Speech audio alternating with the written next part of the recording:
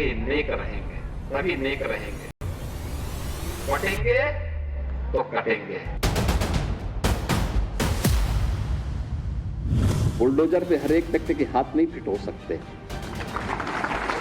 इसके लिए दिल और दिमाग दोनों चाहिए। बुलडोजर में दिमाग नहीं होता है, स्टीयरिंग होता है उसमें।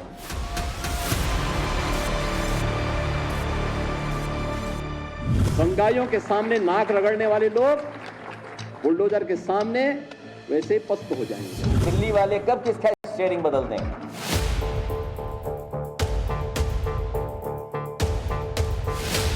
तो अब टीपू भी चले सुल्तान बनने, मुंगेरी लाल के हसीन सपने। ब्लड प्रेशर बढ़ा हुआ है। इनके डीएनए का हिस्सा है। जहां तक माफियाओं की बात है, पुराने रिकॉर्ड उठा करके देख लीजिए, किसी और को भी माफिया कहा जाता है। और कुलवीर की सदा चली आई, प्राण जाई पर वचन न जाई।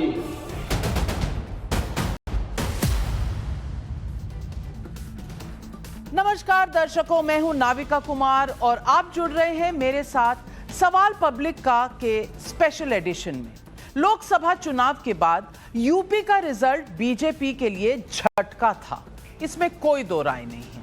चुनाव रिजल्ट के बाद नो डाउट अखिलेश यादव जी का कद सियासत में बड़ा हुआ, क्योंकि ये लगातार हार पर हार के बाद उनके नेतृत्व में जीत हुई है। और जीत तो जीत होती है, लेकिन इस जीत के बाद दिल्ली में ये नैरेटिव अभी तक चल रहा है कि मोदी को झुका दिया, और लखनऊ में नैरेटिव चलने लगा कि योगी को परास्त कर दिया। लेकिन परसेप्शन की इस लड़ाई का नेक्स्ट फेज आ गया। लखनऊ में योगी ने इस बदलते नैरेटिव को सीरियसली लिया और उसके बाद राउंड पर राउंड फायर राउंड चलता रहा। अखिलेश वर्सेस योगी के पिच पर यह फायर राउंड की चर्चा सिर्फ यूपी में ही नहीं, पूरे देश में है। हिंदुत्व पर योगी आदित्यनाथ का यह संदेश है कि बटेंगे तो कटेंगे, और अखिलेश पर यह सीधा हमला है कि जिन्ना की आत्मा घुस गई है, लाल टोपी काले कारनामे हैं। ये सब कुछ ऐसा असर दिखा रहा है कि अखिलेश यादव अब योगी की पुलिस के एनकाउंटर में भी जाति गिनवा रहे हैं। 2027 में समाजवादी सरकार बनने पर बुलडोजर गोरखपुर की ओर मोड़ देने की बात तक कर रहे हैं। और तो और योगी आदित्यनाथ को कभी दिल्ली भेज रहे हैं तो कभी उनकी अलग भारतीय जोगी पार्टी बनवा दे रहे हैं। दर्शकों, योगी आदित्यनाथ अक्सर कहा करते हैं गर्मी शांत कर देंगे। सवाल पब्लिक का है कि क्या योगी के ताबड़तोड़ फैसलों वाले फायर से अखिलेश यादव की सियासी गर्मी शांत करने की कोशिश हो रही है? आज नरेंद्र मोदी के खिलाफ चाहे अखिलेश हो, राहुल गांधी हो या अन्य कोई विपक्ष का नेता, उनके पास ले देकर एक जाति का कार्ड है जिसे फिर से भुनाने की भरपूर कोशिश हो रही है। दूसरी तरफ बीजेपी अपने हार्डकोर हिंदुत्व पर तेजी से लौटती दिख रही है। अब सवाल है कि क्या योगी ने बीजेपी की असली पहचान हिंदुत्व पर फिर से सीधी लाइन लेकर जाति के तराजू को झुका दिया, और अखिलेश, राहुल, तेजस्वी के जाति वाले दाव में सबसे बड़ा रोड़ा योगी आदित्यनाथ बने हुए हैं? सवाल पब्लिक का आज यही है।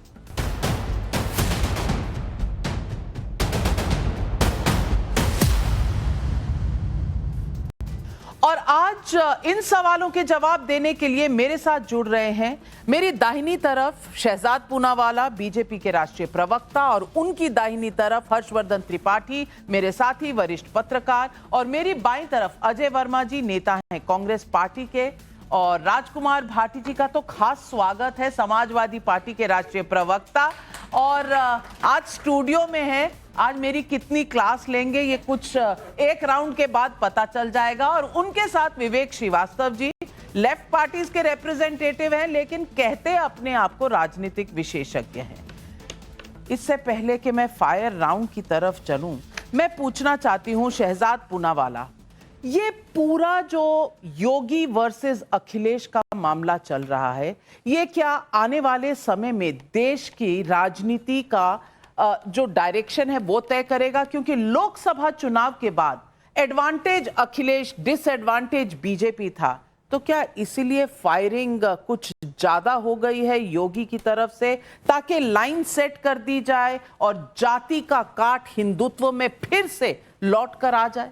देखिए नाविका जी, राष्ट्रवाद बनाम जातिवाद ये हमेशा से देश की दिशा और दशा को तय करते आ रहा है, और इसीलिए अगर आप कहती हैं कि योगी बनाम अखिलेश यादव जी ये दशा और दिशा तय करेंगे, हाँ, तो राष्ट्रवाद एक तरफ और जो जातिवादी आधार पर बांटना चाहते हैं वो दूसरी तरफ। मैं पूछना चाहता हूं, आज देखिए आपके ऑडियंस में 11 महिलाएं बैठी हैं, मर्दों से ज्यादा महिलाएं हैं। अगर ये सच में निषाद समाज, दलित समाज, पिछड़े समाज के हितैषी है, तो मोहित खान नाम के एक व्यक्ति ने एक 12 साल की निषाद बच्ची का रेप कर दिया, तो इन्होंने क्या कहा, बच्ची का डीएनए टेस्ट कराओ। और जब मोहित खान के घर पर बुलडोजर चला तो ये छाती, कुर्ते, धोती सब फाड़ने लग गए। तो बताइए कि ये असलियत में अगर पिछड़े समाज के साथ है। दूसरी बात, नेशनल कॉन्फ्रेंस ने कहा है जो आरक्षण जम्मू कश्मीर में दलित समाज को मिलता है, 370 हटने के बाद लाल चौक तक तिरंगा भी लहराता है, पर वहां पर आरक्षण पहली बार मिलने लगा, तो 370 हम बहाल करेंगे, ये इनके साथी ने कहा है। अब इनसे स्पेसिफिकली पूछे क्या वो चाहते हैं कि वहां पे आरक्षण खत्म हो जाए। और आखिरी बात, देखिए इतनी बड़ी बड़ी बातें करेंगे, इनसे केवल एक ही चीज पूछिए कि अगर ये सही मायनों में अपने मुद्दों पर अडिग है, तो जब कांग्रेस पार्टी ने इतने वर्षों तक जो मंडल कमीशन के आयोग को लागू नहीं किया, तो आज किसके साथ खड़े हैं? वो कांग्रेस पार्टी के साथ खड़े हैं। दूसरी तरफ वो है जो राष्ट्रवाद के साथ खड़े हैं, पूरे देश को एक करने की बात करते हैं। तो मुझे लगता है एक तरफ राष्ट्रवाद और एक तरफ जातिवाद। मैं सवाल हिंदुत्व पे पूछ रही हूं, आप राष्ट्रवाद कह रहे हैं। क्या हिंदुत्व इज इक्वल टू राष्ट्रवाद? मैं राजकुमार एक भाटी वाक्य कह सकता हूं, हिंदुत्व और हिंदू समाज राष्ट्रवादी नहीं है क्या? ये हिंदू है इसीलिए इस देश में राष्ट्रवाद है, ये हिंदू है इसीलिए इस देश में लोकतंत्र है, और ये हिंदू है इसीलिए देश सेक्युलर है। अगर मैं झूठ बोल, देखिए अब देखिए विवेक जी तुरंत इस पे अपोज करना शुरू कर दिया। एक धर्म देखिए तुरंत शुरू कर दिया अपोज करना। सारे धर्म एक समान है, सभी धर्मों ने हिंदू का मतलब क्या है? हिंदू का मतलब है जो भी इस देश में रहता है वो हिंदू है। जीवन शैली का नाम है, सुप्रीम कोर्ट ने बोला है। पर देखिए ये हिंदू को गाली देना शुरू कर दिया। इनकी परिभाषा रोज बदल जाती है। ये बेसिकली कम्युनल हार्मोनी को डिस्टर्ब करना चाहते हैं। मेरी अपील है, सारी जातियों ने, सारे धर्मों ने कंट्रीब्यूट किया है और सभी राष्ट्रवादी हैं। इस देश का नाम हिंदुस्तान है ना? सारे जहां से अच्छा हिंदुस्तान, तो हिंदू ही है। बहुत अच्छी बात है। हिंदुस्तान है, हिंदुओं का स्थान है। देखिए मतलब हिंदू को किस प्रकार से करना है, चल यही इनकी मंशा है, और इसलिए जिन्ना वाली आत्मा है इनमें। चलिए अब मैं राजकुमार भाटी जी आपसे पूछूंगी, ये जिन्ना की बात कहां से आई? जिन्ना मतलब विभाजनकारी। क्या जातियों की बात करना विभाजनकारी रणनीति है, राजनीति है, और क्या इससे देश का भला होगा? क्योंकि अगर आपको जातियों का और जातियों को सशक्त करने का इतना बड़ा प्लान था, तो जिन राज्यों में जाति जनगणना हो चुकी है वहां तो आपने उजागर किया नहीं। तो ये जाति का जो कार्ड लेकर आप बार बार आते हैं, जाति की अपलिफ्टमेंट आप चाहते हैं पूरे देश में, लेकिन 370 वापस चाहते हैं जम्मू और कश्मीर में, जहां जाति जो पिछड़ी जातियां थी उनको कोई मानता ही नहीं था। तो मुझे ये बता दीजिए कि पैन इंडिया पूरे देश के हिसाब से जाति जनगणना सिर्फ एक राजनीतिक कार्ड है जिसे आप खेलना चाहते हैं वोटों के लिए? नहीं, पहला जो आपने बात कही कि जाति का मुद्दा हम उठाते हैं, हम नहीं उठा रहे खाली, ये मुद्दा सैकड़ों साल से उठा हुआ है। जो कुछ जातियों के साथ ये हर जो सजग व्यक्ति होगा, जो जागरूक व्यक्ति होगा, जो बुद्धिजीवी होगा, जिसे जानकारी होगी, वो सब मानेंगे कि हमारी दुर्भाग्य से हमारी सामाजिक व्यवस्था में कुछ लोगों के साथ बहुत अन्याय हुआ है। उन्हें सत्ता से, संपत्ति से, सम्मान से, शिक्षा से वंचित रखा गया है, जानबूझकर वंचित रखा गया है। उन लोगों के हक की बात करना, उन्हें बराबरी में लाने की बात करना आज हम नहीं कह रहे। ये बात बाबा साहब डॉक्टर अंबेडकर भी कह रहे थे, उनसे पहले ज्योतिराव फुले भी कह रहे थे, उनसे पहले पेरियार भी कह रहे थे। ये हमारा संविधान भी कहता है, हमारा संविधान व्यवस्था करता है कि पिछड़े, दलित और आदिवासियों को बराबरी में लाने के लिए उनके लिए विशेष प्रावधान किए जाएं, उनके लिए विशेष सुविधाएं दी जाएं, शिक्षा में भी और नौकरियों में भी और राजनीति में भी। उन योजनाओं को लागू नहीं किया गया है, उनका लाभ इन वर्गों को नहीं पहुंचा है। हम इसलिए ये कहते हैं कि एक बार ये सर्वे हो जाए कि उनकी आबादी कितनी है और शिक्षा संपत्ति सत्ता में वो कितने प्रतिशत हैं। अगर वो कम है तो उन्हें बराबरी में लाने के लिए प्रावधान किए जाएं। दूसरी बात, अगर भारतीय जनता पार्टी जातिवाद की विरोधी है तो भारतीय जनता पार्टी आज कानून लेके आए कि इस देश में किसी को भी जाति बताने पे और जाति पूछने पे दंडित किया जाएगा। जाति व्यवस्था को खत्म कर दें आप। जब बच्चे को एडमिशन दिलाने जाते हैं नर्सरी में, सबसे पहले कॉलम में लिखा जाता है धर्म, फिर जाति। कैसे जातिवाद खत्म होगा? तीसरी बात जो इन्होंने कहा कि तो फिर राहुल गांधी की जाति जब पार्लियामेंट में पूछी गई थी तो अखिलेश यादव एकदम उचक कर खड़े क्यों हो गए थे? वहां जाति पूछना गाली है, बाहर जाति पूछना सही है। भैया देश को एक चीज क्यों नहीं बताते हर्षवर्धन त्रिपाठी जी कि जाति पूछना सही है या गलत है, या राहुल गांधी की जाति पूछना गलत है, बाकियों की जाति पूछना सही है? ये माजरा है क्या? नविका जी देखिए, पहली बात तो ये कि जाति इस समाज की सच्चाई है और यहाँ मैं भाटी जी से बिल्कुल सहमत हूँ कि इस देश में ये व्यवस्था करनी चाहिए कि जाति के आधार पर कुछ ना हो और एक कानून बनना चाहिए। मैं भाटी जी से पूर्णतः सहमत हूँ। अगर आपको आधुनिक समाज बनाना है तो आप उस व्यवस्था पर नहीं चल सकते। लेकिन इसका दूसरा पहलू है जातीय गर्व होना, जातीय पहचान होना, जाति के आधार पर जो पीछे रह गया उसको हिस्सेदारी देना एक चीज है, जाति के आधार पर किसी से घृणा करना, नफरत करना, जहर फैलाना वो दूसरी चीज है। और तीसरी चीज उससे आगे की है जो योगी कर रहे हैं। नहीं, जो अग्रेसिव हिंदुत्व है। बिल्कुल मैं वही कह रहा हूं। लेकिन आप सोचिए जरा, जब खतरनाक हो जाता है, जब कोई ये कहता है कि जाति का अपराधी है तो उसके साथ खड़े हो जाओ। जब कोई ये कहने लगता है, जब कमलेश सिंह प्रधान का घर टूटेगा बुलडोजर से योगी जी तोड़ेंगे, तब तो कोई नहीं कहेगा ठाकुर का घर तोड़ दिया। जब आजमगढ़ में मुख्तार के करीबी शार्प शूटर ठाकुर का घर टूटेगा तब नहीं कहेंगे। जब आदित्य राणा का 2023 अप्रैल में बिजनौर में एनकाउंटर हुआ तब नहीं कहेंगे कि ठाकुर को क्यों मरवा दिया।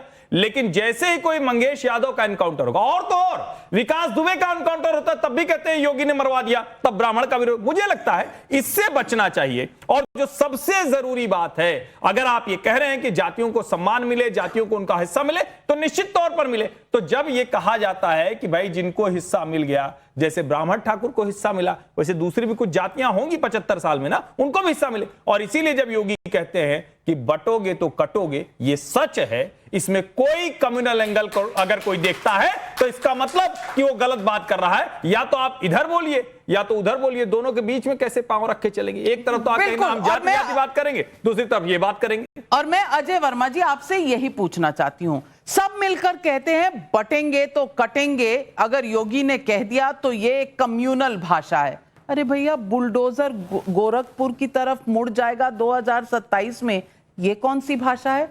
इसमें कोई गलती नहीं नजर आती। योगी बुलडोजर चलाए तो मुश्किल, अखिलेश जी कहें 2027 में गोरखपुर की तरफ बुलडोजर का मुंह हो जाएगा तो वो सही। देखिए, सबके कहने में और योगी जी एक संवैधानिक पद पर हैं और देश के सबसे बड़े प्रांत के मुख्यमंत्री हैं। बटेंगे तो कटेंगे कोई संवैधानिक भाषा नहीं है। और कौन कहता है, इसलिए ये देखना चाहिए कि कहने वाला कौन है।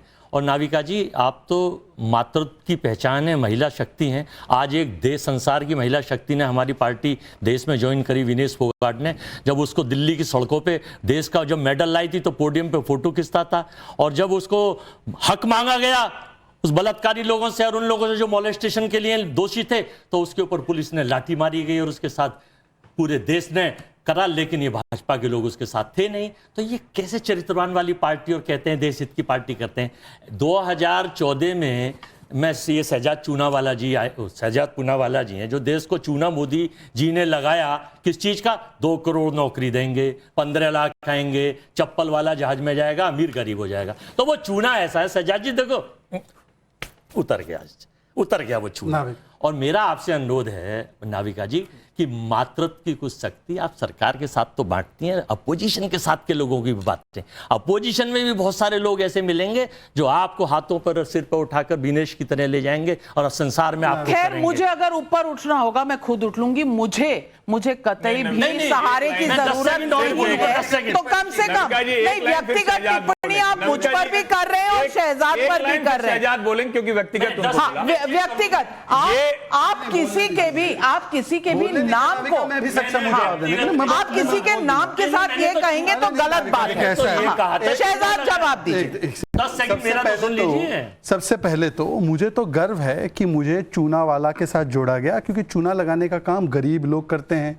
ओबीसी समाज से आने वाले लोग करते हैं घर में। हाँ, बिल्कुल सही बात है। आपको जो घर में पेंटिंग से पहले चूना लगाने का काम करते हैं उसमें आपको फ्रॉड ही नजर आएगा। और आपको राहुल गांधी में जो है, राहुल गांधी की वैसे जाति क्या है मुझे एक बार बताइए। फिरोज गांधी जो कि एक सेकंड जो पारसी थे, पारसी से जो निकले, देखिए बीच में बोलना है नाविका, मैंने तो सब बातें सुनी, मेरे पे व्यक्तिगत हमला हुआ था। एक करके डिसिप्लिन 60 साल देश चलाने वाली पार्टी डिसिप्लिन करेगी। आप अपनी बात खत्म करें, उसके बाद मैं आपको समय दूंगी। मेरे पिता के नाम पर हमला किया गया तब भी मैंने सुना, पर मैंने किसी के बीच में नहीं बोला। अब इतनी क्यों आपको उलझन हो रही है भाई? राहुल गांधी जी की जाति तो वैसे पूछी नहीं गई थी, पर राहुल गांधी जी के जो समर्थक यहां पे है वो ये बताए कि जब दादा पारसी होता है तो पारसी दादा से आज कौल ब्राह्मण कैसे निकला, वो जरा हमको बता दे। हम तो मुसलमान ठहरे, हमको तो पता नहीं, मैं तो चूना वाला हूं, पूना वाला हूं। चलिए छोड़िए, आज केवल विनेश फोगाट की एंट्री नहीं हुई, एक और व्यक्ति की एंट्री हुई, सुनिए क्या कहते हैं वो। ऐसी चीजों में भरोसा मत करो जो चीजें आपको नुकसान पहुंचाती हो। एक बात बताइए, अगर कहीं मंदिर में जाने से हमारे लोगों की हत्या होती हो, मंदिर में जाने से हमारे लोगों की हत्या होती है, बलात्कार होता है, ये राजेंद्र पाल गौतम ने कहा, जिसको आज कांग्रेस पार्टी ने सहसम्मानित उनको लिया है। अब मैं पूछना चाहता हूं कि क्या कभी ये कहेंगे कि मस्जिदों में बलात्कार होता है? मंदिरों में तो बोल दिया बलात्कार होता है। राहुल गांधी ने यह भी बोला था कि लड़की जो चाहते वो मंदिर जाते हैं। और आखिरी बात, तीसरी बात भी सुन लीजिए ना, ये आरक्षण और पिछड़ी जातियों की बड़ी बातें कर रहे थे। मैंने साफ साफ पूछा, जम्मू कश्मीर में वाल्मीकि समाज को पहली बार आरक्षण मिला है, एनसी बोलती है हम हटा देंगे, कांग्रेस बोलती है हम हटा देंगे, उस पर स्टैंड क्या है? कुछ नहीं बोला। मोहित खान ने बलात्कार किया बच्ची का जो पिछड़ी समाज से, उसके ऊपर क्या स्टैंड है? मोहित खान को निकालेंगे, कुछ नहीं बोला, केवल इधर उधर की बातें करनी है। और आखिरी बात, हिंदुओं में तो जाति जनगणना हो, मुस्लिम समाज में जाति जनगणना होनी चाहिए, पूछिए विवेक श्रीवास्तव से। देखिए नहीं, मुस्लिम समाज में हो जाती जनगणना। अरे पहले शांत हो जाइए, अब मेरे को बोलने दीजिए। नहीं, मैं बोल देता हूं। इधर उधर भागी नहीं भाई, पहले तो अजय भाई आपको पहले ही एडवांस में मुबारकबाद हमारी और भाटी जी की तरफ से हरियाणा जीतने के लिए। अब हरियाणा आप जीत रहे हैं, इसलिए पहले तो ताली बजाओ भाई। अजय भाई, विवेक जी ने 1924 की मुबारकबाद दी। गाँव बसा नहीं, मांगने वाले पहले आ गए। ये विवेक जी जो कर रहे हैं ना, आप ये मत कीजिए। कम्युनिस्ट जब ये करते हैं तो उल्टा ही होता है, ये मत कीजिए आप। डब्बा लेकर आप नजर लगा देंगे भैया, नजर लगा देंगे,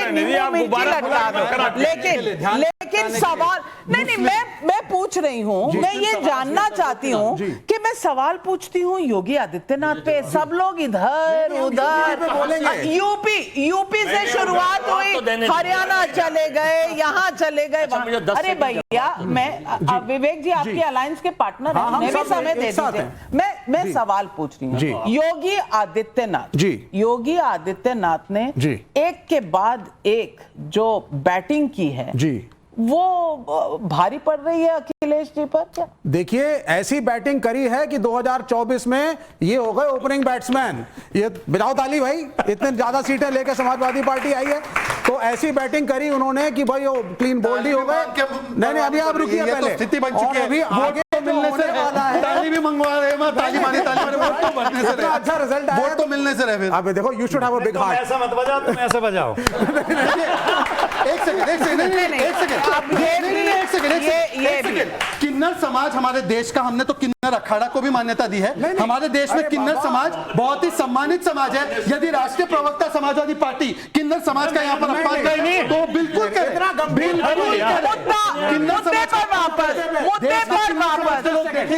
मुद्दे पर वापस मैं पूछ रही हूँ, आज अखिलेश यादव को 2027 की पहले जल्दी हो गई। 10 सीटों पर बाई इलेक्शन है, 10 सीटों में इतना पसीना क्यों? देखिए मैडम, सबसे पहली चीज है जो डिबेट का विषय था, बुलडोजर के ऊपर सुप्रीम कोर्ट से तगड़ी फटकार लगी है। 17 सितंबर को गाइडलाइन आ जाएंगे। सुप्रीम कोर्ट ने 2 चीजें कही हैं, पहले सुन लीजिए बुलडोजर बाबा के बारे में।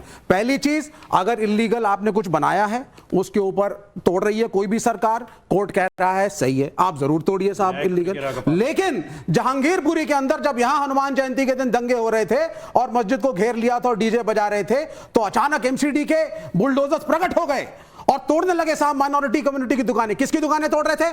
पंचर वाला, जूस वाला, कबाड़ी वाला और बीजेपी वाली एमसीडी, जो 30 साल से बीजेपी वहां सत्ता में थी, क्या नहीं तोड़ पाती है? सैनिक फार्म, छतरपुर के फार्म हाउसेस, छतरपुर से जाइए गुड़गांव की तरफ, दोनों तरफ अतिक्रमण, और यही चीज यूपी में हो रही है। ये मैसेज देना चाहते थे जब पहली बार योगी आदित्यनाथ सत्ता में आए तो कहा स्लॉटर हाउसेस की ऐसी की तैसी कर दूंगा, यही भाषा का प्रयोग था। और उसके बाद जाकर के हर स्लॉटर हाउस की चेकिंग हुई, किसी की अगर दीवार 1 फुट भी है तो आप उसको सील करके तोड़ रहे थे। बाद में पता चला इसको करने से जनता कुछ ज्यादा इंप्रेस हुई नहीं, तो उसके बाद बाबा का बुलडोजर।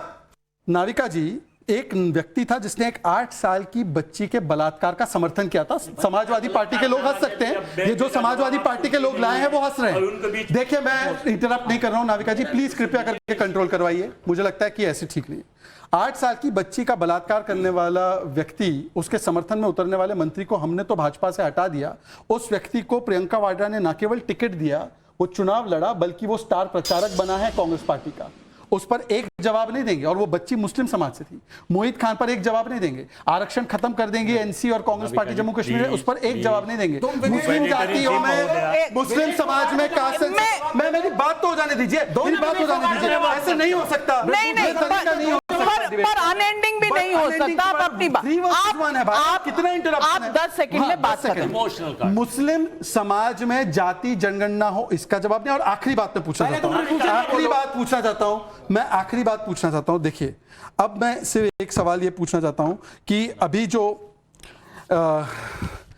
देखिए, जो इन्होंने बार बार गलत पन्ना खुला हुआ है, पन्ना पलट लो, भूल गए। देखिए नाविका जी, मैं चले नाविका जी, मुझे ह्यूमिलिएट करने के लिए डिबेट अगर हो रही है तो ठीक है। सवाल जी, मुझे अपनी बात पूरी करने का अधिकार अगर होना महिलाओं की बात हो रही है, उसी पे बात कर। अगर महिलाओं की बात, नॉट फेयर। मैं seriously I will complete what I have to say. This is not right. I don't interrupt anybody. मैं किसी को आप 10 सेकंड में अपनी बात खत्म करिए, फिर मैं इधर से सवाल लेती हूँ। नाविका जी, देखिए, मैं लगातार पूछ रहा हूं सवाल कि मुस्लिम समाज में जातिगत जनगणना होनी चाहिए, इसका स्पेसिफिक जवाब वो देंगे नहीं देंगे। और इन्होंने बोला संवैधानिक पद पर एक व्यक्ति ने, जो योगी आदित्यनाथ जी ने सांप्रदायिक बात की। कल जो हमने देखा है विधानसभा में, अनिरुद्ध सिंह है कांग्रेस पार्टी के, वो कहते हैं कि मस्जिद अवैध है, और उधर लव जिहाद हो रहा है हिमाचल में। अब मैं विवेक जी से पूछना चाहता हूं, कांग्रेस के मंत्री को सैक करना चाहिए क्या? वो असंवैधानिक बोल रहे थे या सही बोल रहे थे? ठीक है, पहले वो बोल दे, फिर आपके मैं बोल देता हूं अजय भाई आपकी तरफ से। पहली चीज, ये कांग्रेस का आधिकारिक बयान नहीं है। कांग्रेस के मंत्री आधिकारिक नहीं है, मंत्री आधिकारिक नहीं है। नहीं, मंत्री का बयान असेंबली के अंदर मिनिस्टर के तौर पर आधिकारिक नहीं है। कांग्रेस की मोहब्बत की दुकान में कम्युनल डिसहार्मोनी की जगह नहीं है। मंदिर मस्जिद माफ कीजिएगा, ये आपका जो आर्ग्यूमेंट है, ये बिल्कुल कहीं खड़ा होता है। असेंबली के अंदर मंत्री बोल रहा है और कह रहे हैं अधिकारित नहीं है। विवेक जी, मैं नहीं जानता हूं, कम्युनिस्ट पार्टी में भी किसी पद पर है नहीं, ये कांग्रेस का भी जिम्मा ले रहे हैं।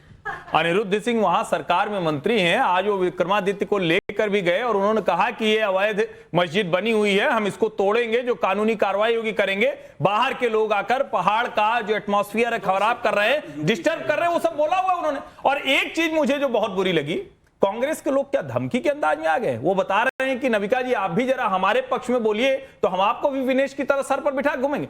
कांग्रेस को जरा एक गलतफहमी दूर होनी चाहिए। ये जो स्वतंत्र भारत में एक कांग्रेस पार्टी की है कि पत्रकार हो या सब उनके पक्ष में बोलें और वो उस हिसाब से करेंगे, ये धमकी वाली और प्रशंसा वाली मुझे लगता है हम बिल्कुल डिबेट से भटक रहे हैं, क्योंकि आपके पास डिबेट में जवाब है ही नहीं। अजय वर्मा जी, मैं सवाल पूछ रही हूं योगी आदित्यनाथ पर अगर बुलडोजर कर दिया जाए तो क्या ये सही है? जवाब है 30 सेकंड में जवाब। इससे पहले भाई बलात्कार की बात कर रहे थे, बेटे की बात कर रहे थे। देखिए, सबसे पहले तो मैं निंदा करता हूं कि ये बलात्कार के ऊपर राजनीति ना करें, और फिर बलात्कारियों में भी ये जाति बांटने की, हिंदू मुस्लिम, क्या मतलब है? अभी आज बाबा महाकाल की धरती पर उज्जैन में, बीच में ना बोले प्लीज, मैं आपके बीच में। यादव की जाति आज बाबा महाकाल की धरती पर बलात्कार हो रहा था, यादव पुलिस वाले थे, तो वहां पर उनको जाति नजर आ गई। लोग वहां वीडियो बना रहे थे, कितनी शर्मनाक। और तो ये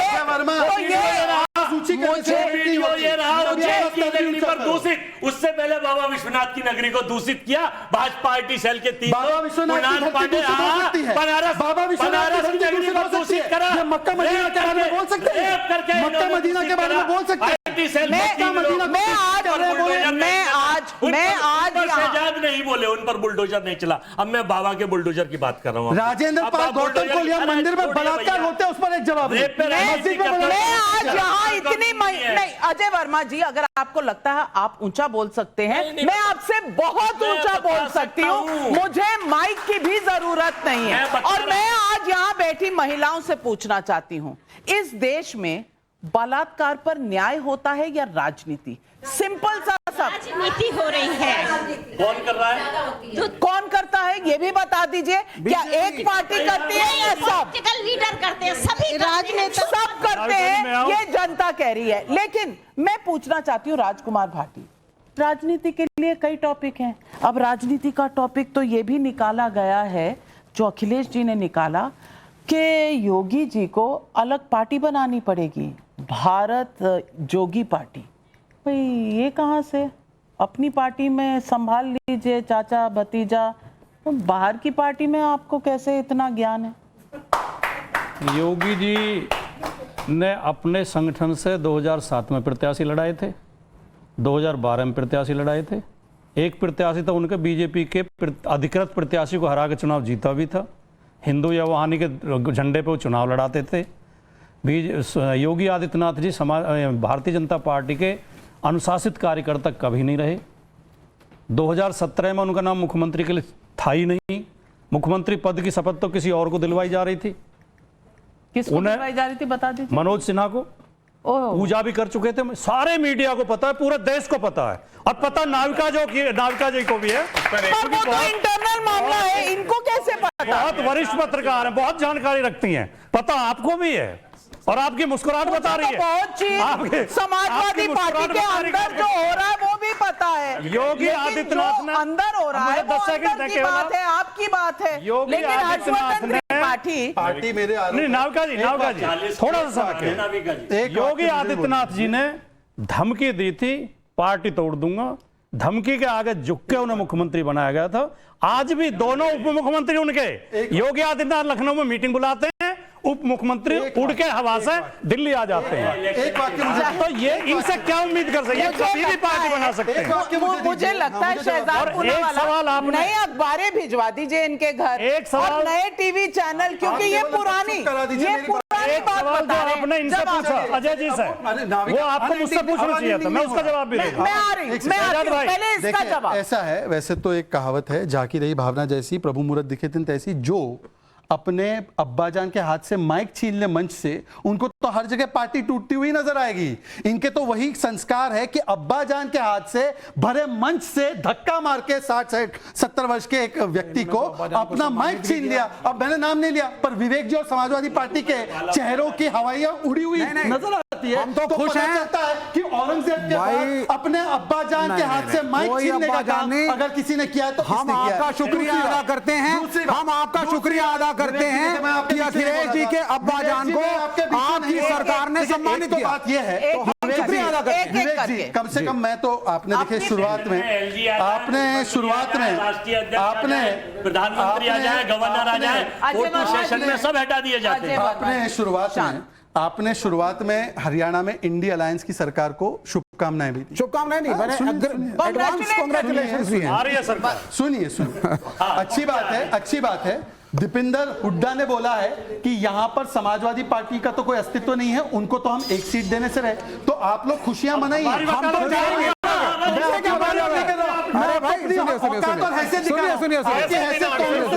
अरे भैया देखो, हम तीनों, अजय भाई शासन सवाल ये भी है भाई, हम तो तीनों इकट्ठे भाटी जी, हम तो विवेक जी और अजय जी, नहीं एक सेकंड पहुंच रही है।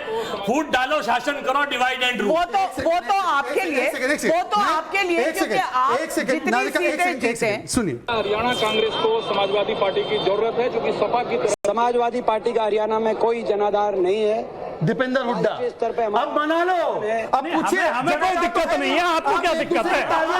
हमें कोई दिक्कत, हरियाणा पे फिर किसी और दिन। आज उत्तर प्रदेश चलते हैं और हर्षवर्धन त्रिपाठी जी, राजकुमार भाटी जी का कहना है, अजय वर्मा जी आप तो मोहब्बत की दुकान है ना, जी। दुकान खोलिए, अभी ये बंद करिए। मैं हर्षवर्धन त्रिपाठी जी आपसे पूछना चाहती हूँ कि ये डेप्यूटी चीफ मिनिस्टर दिल्ली चले जाते हैं, ये पुरानी खबरों में क्यों अटके हुए हैं? क्योंकि उसके बाद तो ये सर्टिफिकेट साथ साथ दे रहे थे परसों योगी जी और डेप्यूटी चीफ मिनिस्टर जी, वो तस्वीरें इन्हें किसी ने भिजवाई नहीं क्या? देखिए राजकुमार भाटी जी की ये बात बिल्कुल दुरुस्त है कि योगी आदित्यनाथ ने बाकायदा भारतीय जनता पार्टी के खिलाफ भी प्रत्याशी खड़ा किया था और एक सीट पर, गोरखपुर शहर की सीट पर जिताया भी था, जो आज राधा मोहन दास अग्रवाल भारतीय जनता पार्टी के राष्ट्रीय महामंत्री। एक बात तो। दूसरी बात ये कि 5 बार के सांसद योगी जी भारतीय जनता पार्टी के, और आज अखिलेश यादव को योगी आदित्यनाथ के सामने कोई रास्ता नहीं सूझ रहा है, तो उनको लग रहा है कि भाजपा और योगी आदित्यनाथ अलग अलग हो जाएं। योगी आदित्यनाथ आज की तारीख में जहां पर खड़े हैं, अखिलेश यादव को लग रहा है कि यहां से आगे का रास्ता उनके लिए और मुश्किल हो रहा है। शायद यही वजह है कि उनको एनकाउंटर में भी जाति दिख रही, शायद यही वजह है कि उनको महिला से दुष्कर्म हो, बच्ची से दुष्कर्म हो, उसमें भी जाति हो रही। और सबसे ज्यादा गड़बड़ बात है कि उसमें उनका साथ देने के लिए कांग्रेस नहीं आती। योगी जी के सामने अखिलेश जी का साथ देने के लिए कांग्रेस कभी नहीं आती है, और शायद उनको लग रहा है कि अब योगी आदित्यनाथ तो शायद थोड़ा आगे निकल गए, तो अब अलग हो तो कुछ हो, लेकिन यहां तो भारतीय जनता पार्टी ने उनको अलग करने को तैयार है। क्या 2 महीने चला सवाल चीफ मिनिस्टर का, वो वहीं के वहीं है। सवाल यही मैं पूछना चाहती हूं कि क्या अखिलेश यादव को जीतने के लिए उत्तर प्रदेश में 2027 में भाजपा को और योगी को अलग करना पड़ेगा? यह सवाल है।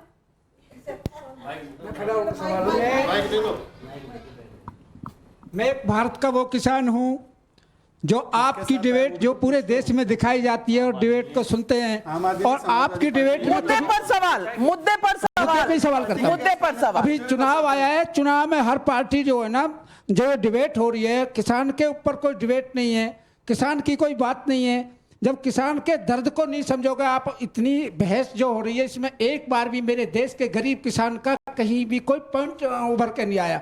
आप राजनीति पर लड़ते हो तो देश का जो अन्नदाता है उस पर भी कोई 2 शब्द कह के उसके भी बहुत सही सवाल। भाटी जी मुझे वो कह रहे हैं कि किसान का मुद्दा नहीं उठते। किसानों की बात कर रहे हैं, बिल्कुल सही कर रहे हैं। 25,000 करोड़, अभी आप बोलने दीजिए, बीच में मत टोकिए। 25,000 करोड़ बजट हुआ करता था, आज 1,25,000 करोड़ बजट है। जो 3 लाख करोड़ एमएसपी देते थे, आज 11 लाख करोड़ केवल धान और चावल के लिए, केवल धान और गेहूं के लिए दिया जाता है। सुनिए, और अनशन करके एजिटेशन करके किसानों का बिल वापस करवाया। प्रधानमंत्री को यार राजीव जी ऐसे करना था तो पहले ही बताते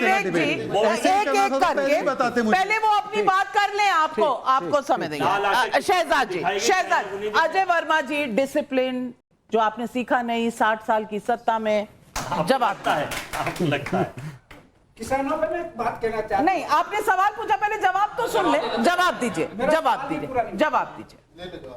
2006 में स्वामीनाथन कमीशन की रिपोर्ट आई, 2014 तक लागू क्यों नहीं हुई, और जब लागू हुई तो स्वामीनाथन जी ने प्रेज भी किया मोदी जी को, और स्वामीनाथन जी को भारत रत्न देने का भी काम हमने किया, चौधरी चरण सिंह जी को भी भारत रत्न देने का काम किया हमने, एग्रीकल्चर बजट बढ़ाया, और आज जिस प्रकार से एमएसपी हमने सब जगह बढ़ाया। 1200 किसानों की आत्महत्या कर्नाटका में हुई, एक शब्द नहीं बोलेंगे। पंजाब में आज पेट्रोल डीजल का भाव बढ़ा है, एक शब्द नहीं बोलेंगे। कर्नाटका में डीजल का भाव बढ़ा है, एक शब्द नहीं बोलेंगे। उससे किसी किसान जो आंदोलन कर रहे थे उनको खालिस्तानी किसने बोला? एक सेकंड, इन्होंने बोला।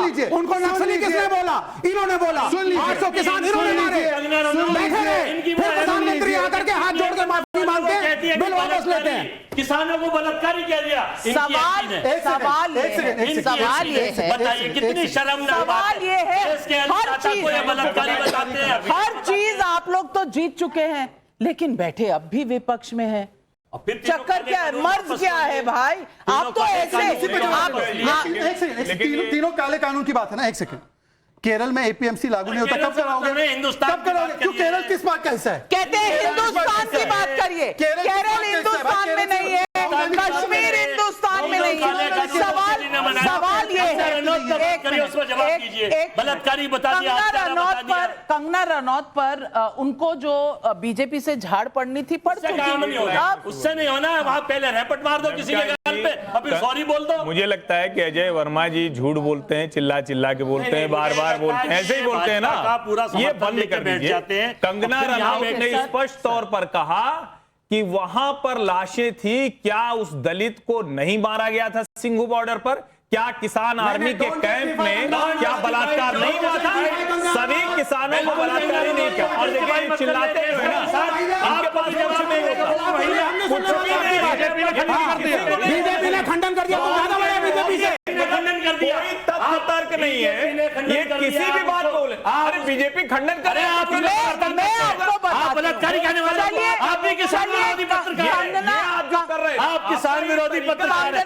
इसका मतलब आपकी सोच भी किसान हत्यारे और बलात्कार है। हत्यारे आपके कहने से सत्य नहीं बदल जाता। आपके कहने से आप जैसे पत्रकार इस देश की समस्या को खत्म कर रहे हैं, सोशल फैब्रिक खत्म कर रहे हैं। वर्मा जी, मैं आपको कह रही हूं कि आपसे ऊंचा बोलना मुझे भी आता है, और मैं कोई भी इस तरह से मैं आपको जवाब देने का भी एक तरीका होता है, लेकिन सवाल ये है, अंकिता भंडारी उनके आरोप है, सवाल ये, और मैं आपसे पूछती हूँ, मैं अजय वर्मा जी, अगर आपको ये डिबेट खुद ही करनी है, मैं एक स्टैंड लगाती हूँ और हम लोग चलते हैं, आप अकेले खड़े होकर भाषण दीजिए। लेकिन मैं एक शब्द बोल दूं, एक शब्द, क्योंकि जरूरी है। कंगना ने जो बोला उसकी बातों को इंटरप्रेट किया गया, हमने बोला कि हम इससे अलग है। कंगना के बारे में पर एक मंत्री ने कहा कि इसका मेकअप उतरेगा तो ये है या इसकी मां है, नहीं समझ में आएगा। अब मुझे बताइए कि मंडी में, एक सेकेंड,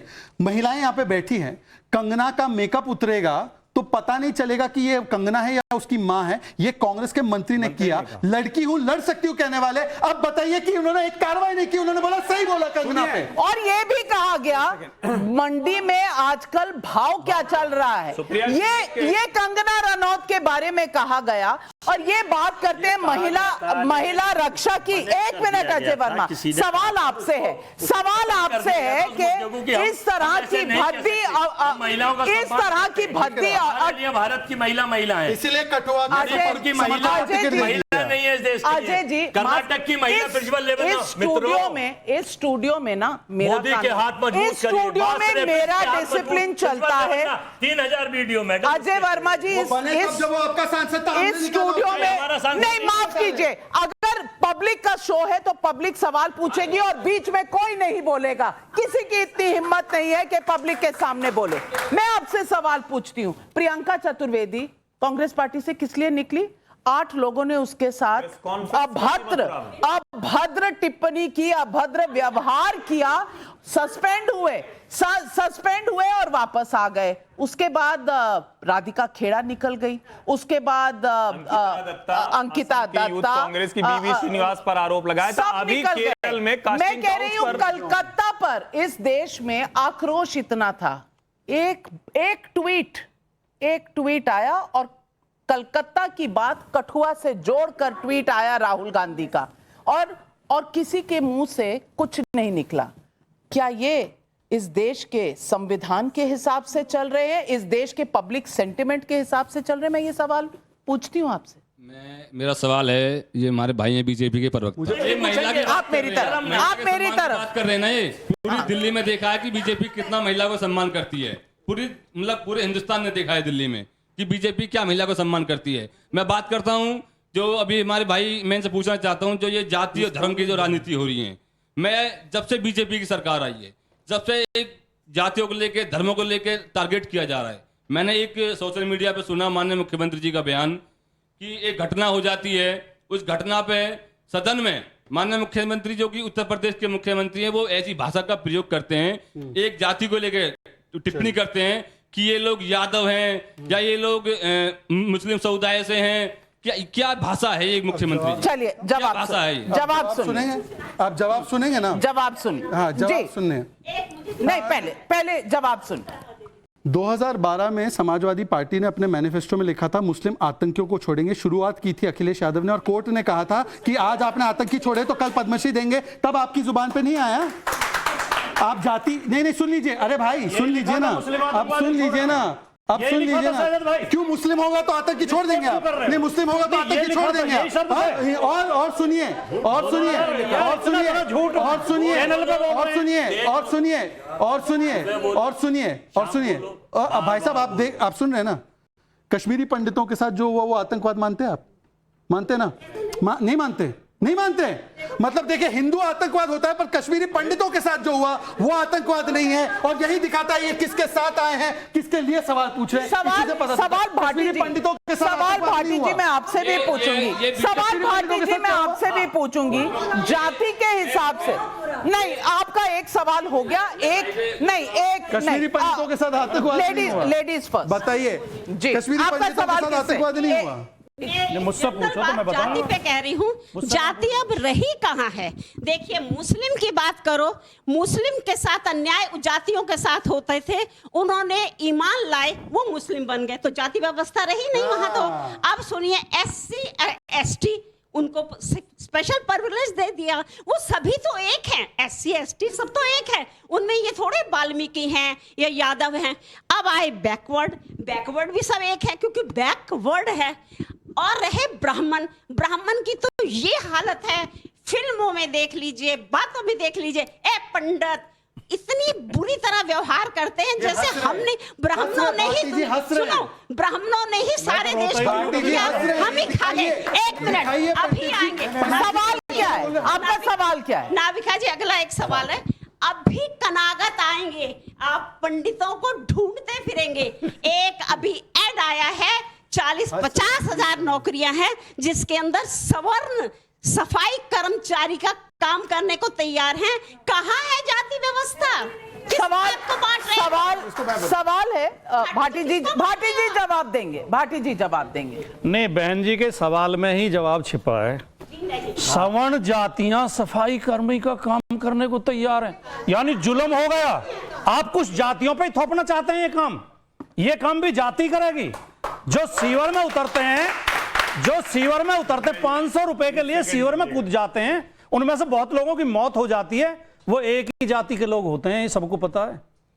और जो उनके साथ अत्याचार करते हैं वो भी कुछ चुनिंदा जाति। इस देश में मैंने शुरू में भी कहा था, जातिवाद हमारा एक कोड है, बीमारी है, ये दूर होनी चाहिए। लेकिन ये तभी होगी जब पहले हम सबको समानता। कमाल है, जातिवाद कोड है, लेकिन चाहिए जातिवादी। आपने क्या कोड ही चाहिए। उन्होंने क्या कहा? उन्होंने कहा कि सफाई कर्मी के लिए सवर्ण जातियां नौकरी, आप तीनों लोग जो कर रहे हैं, आप तीनों लोग तय करके बोलने नहीं दे रहा। सफाई का काम क्यों नहीं कर सकते? मुझे बोलने, मैं मंदिर में पूजा क्यों नहीं कर सकता? मुझे बोलने तो देंगे।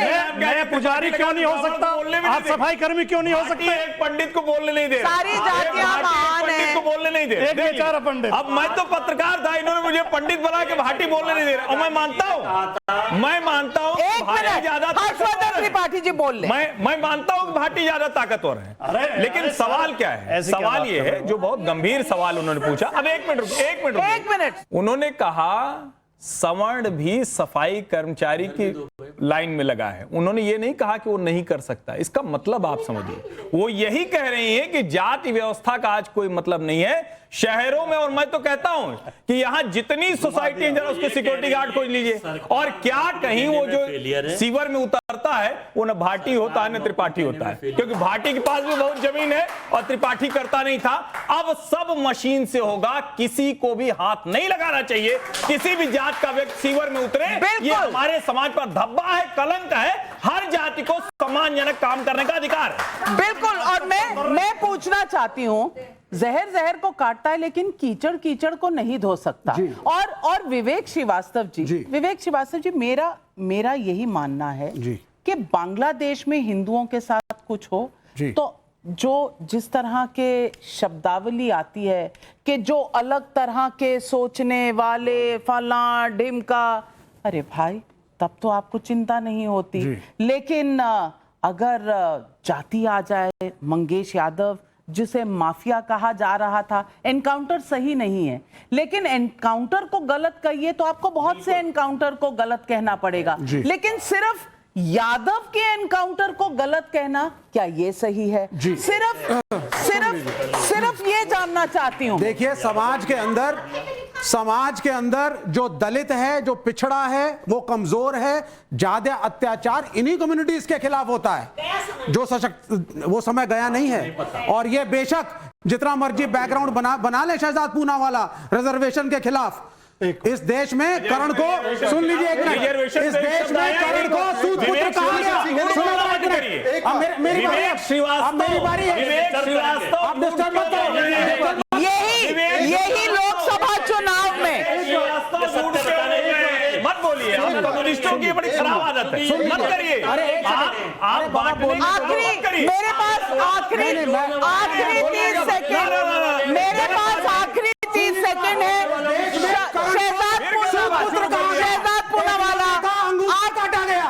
शहजाद पूनावाला जवाब सम्मान नहीं मिला। एक minute, last statement. Shehzad Poonawalla जवाब दीजिए। अरे हमें तो बोलने दीजिए। आप बोलना बंद कब कर रहे हैं हुजूर? पूरे शो में यही बोले। SC/ST समाज का उद्धार होना चाहिए ना। आप रिजर्वेशन के खिलाफ हैं? लीजिए अभी फिर अब मैं बोलूं अपनी बात पूरी। आपके हिसाब से आपको ऐसे देश में जातिवाद था या नहीं? झूठ बहुत बोलते हैं। ये बैकग्राउंड जो बन रहा है नाविका, मैं ऐसे डिबेट नहीं करता। आप जवाब दीजिए, आप जवाब दीजिए। नहीं, विवेक जी, ओके, आप बोलो जवाब। 30 सेकंड। SC/ST के रिजर्वेशन को जामिया और AMU में खत्म किसने किया? ये मेरा उत्तर नहीं है। कांग्रेस ने दिया। आप चाहते हैं रिजर्वेशन हटे या नहीं? उत्तर आपके हिसाब से नहीं आएगा। माफ कीजिएगा, आप देश को एक मिनट, आप देश को भटकाएंगे, आप देश को भटकाएंगे तो देश भटकेगा नहीं। आपको कहने की आजादी है तो इनको भी कहने की आजादी है। सवाल सिर्फ इतना है, हम आज बेहतर हैं या कल बेहतर थे? महिलाएं यहां बैठी हैं। उत्तर प्रदेश, आज आप महफूज फील करती हैं या पहले फील? क्या आज महफूज हैं आप उत्तर प्रदेश में? हैं। मैं पूछना चाहती हूं कि आम पब्लिक की राय में क्या ज्यादा जरूरी है, जाति या सेफ्टी? यही है आज सवाल पब्लिक का। आप राजनीति करिए, जरूर करिए, बांटिए मत, लोगों के काम आइए, अपने वोट बैंक मत पटाइए। आज सवाल पब्लिक का में बस इतना ही। आप सबका धन्यवाद करती हूं। आप जुड़े हमारे साथ। हर हफ्ते नया टॉपिक, नई डिबेट और पब्लिक के सवाल। नमस्कार।